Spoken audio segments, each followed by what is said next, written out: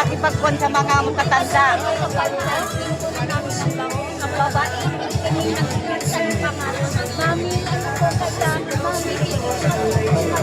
Baka bago na yung internet na okay na sila. Oo, ngayon. Na lahat yan, yung mga pangit na ugali ng mga nurse. Pero ano masasabi niyo? Bago na po yung ano? Ay, maraming salamat po kay Yorme. Pinaganda niya itong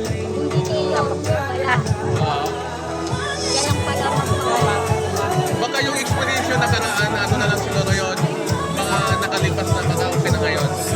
mas maganda po ngayon. Tanong. Sabi sa kanya natutuwa. Wala kang Marami siyang natulungan. Nay, mensahe po sa ating Yorme, Nay. Ay, Ano po yung mensahe ninyo sa ang kanya? masasabi lang namin, napakabait po siya. Bumalik siya ng kameyo. Sana tuloy-tuloy po yung pagtulong niya sa mga mahihirap.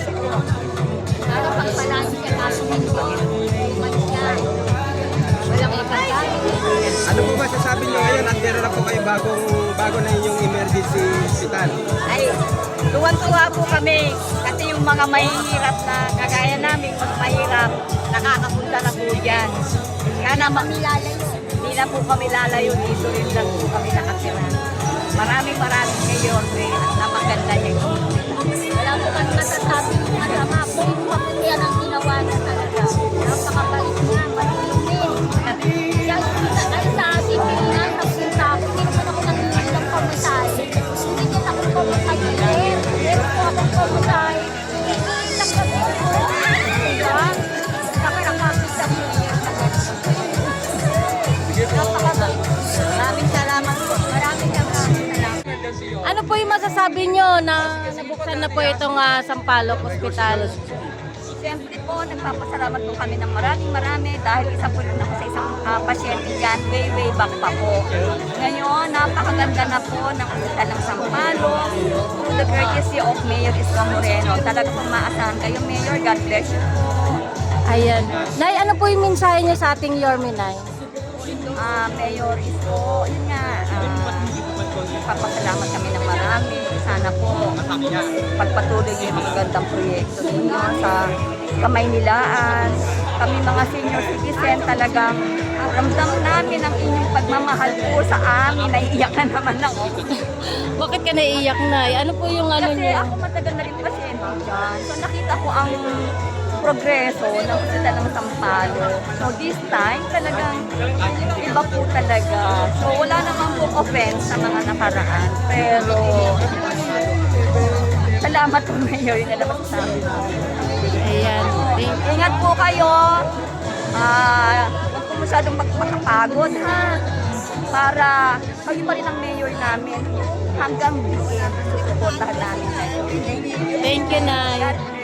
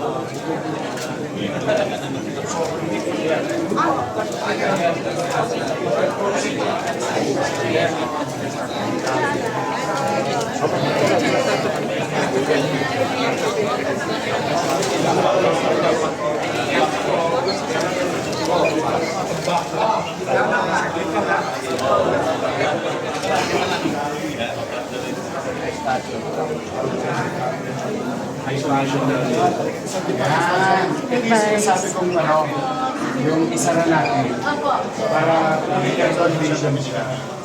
So, kahit nandito yung mga open to win ko yun,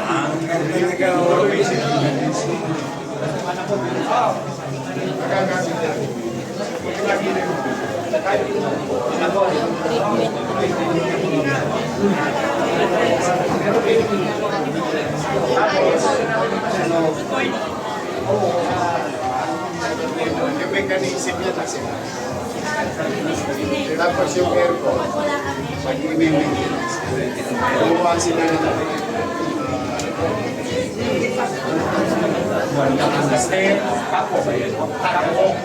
Sige na.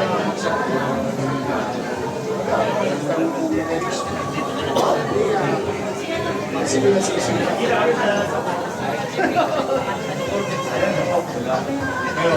hindi na kailangan na natin sa direction ng line. Sila magpapagawa. Hindi na yung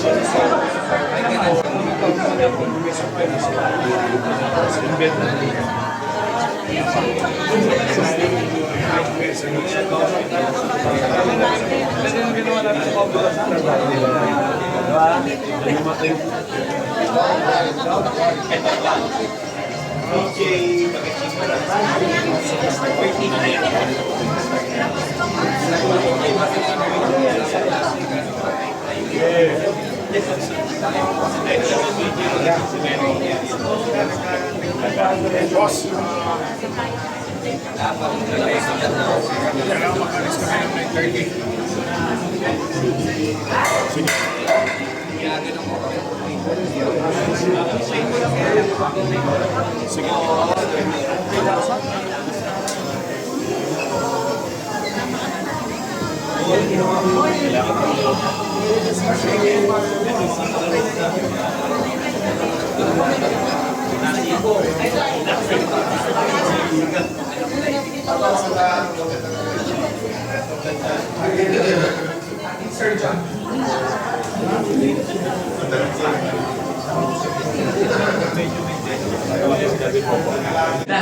Ketingin ko mo na. Pati flooring, tingnan mo. Pero tingnan mo yung flooring.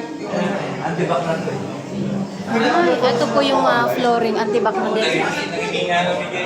Ayan, anti-back na po siya.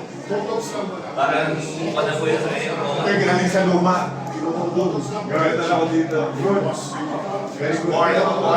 Minor emergency. Gano'n, may mga nakapila o malayo siya sa sasakyan. Ito, ano to, di ba? Hangin.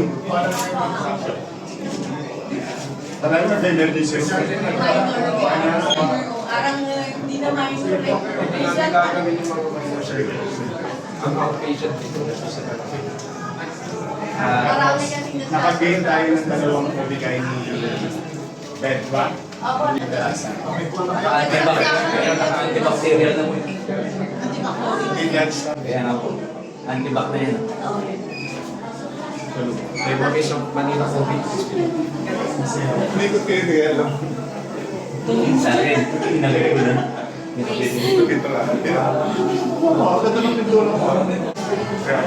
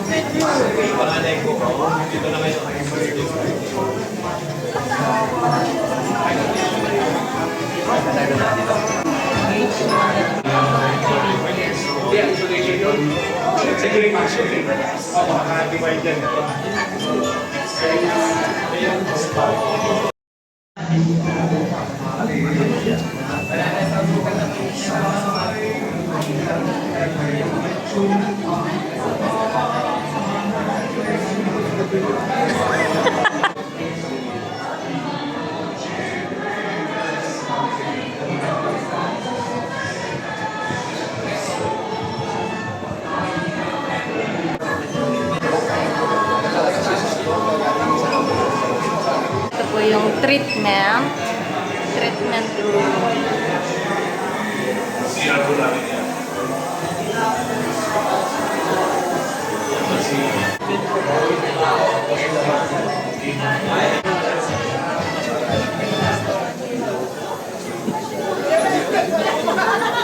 Ito po yung comfort room. ng PWD. Ayan, wow, ang ganda naman nito. Meron silang ginawa talaga para kay Yorme. Talagang tinatanaw talaga nila itong paggawa ng Sampaloc, Manila.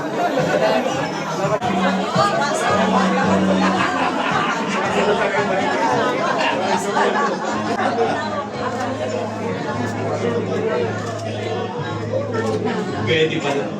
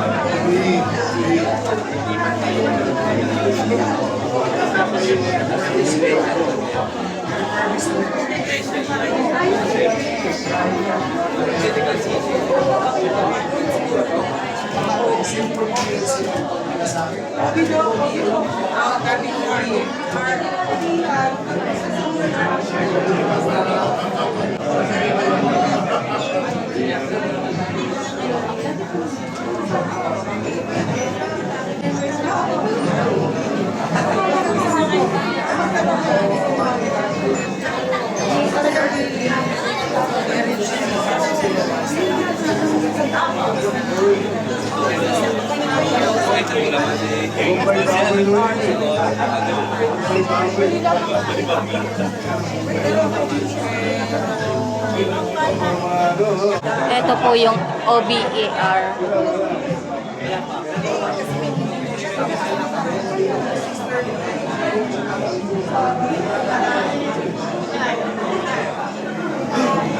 Ang lamig.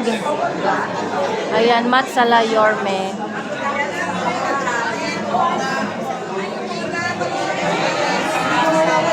Hindi ka mawawala sa istorya ng ospital ng Sampaloc.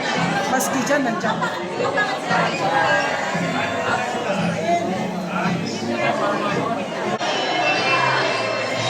Ayan, dito naman tayo sa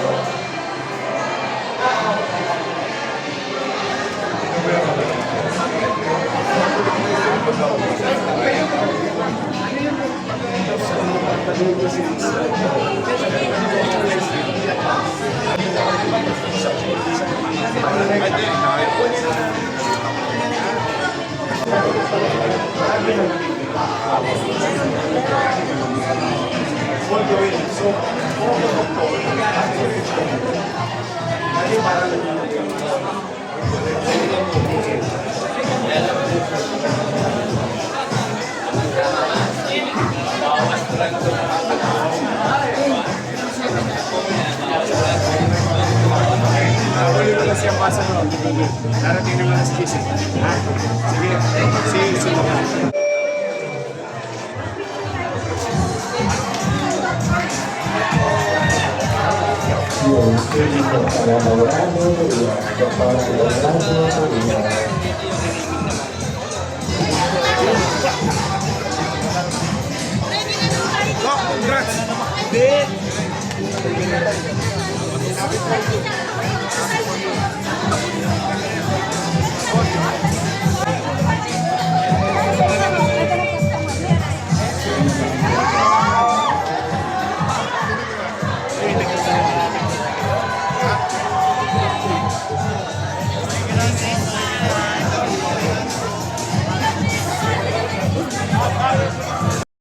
Ay, ano po yung masasabi nyo at nabuksan na po itong ospital ng Sampaloc? Pinakamaganda at ang serbisyo, napakaganda.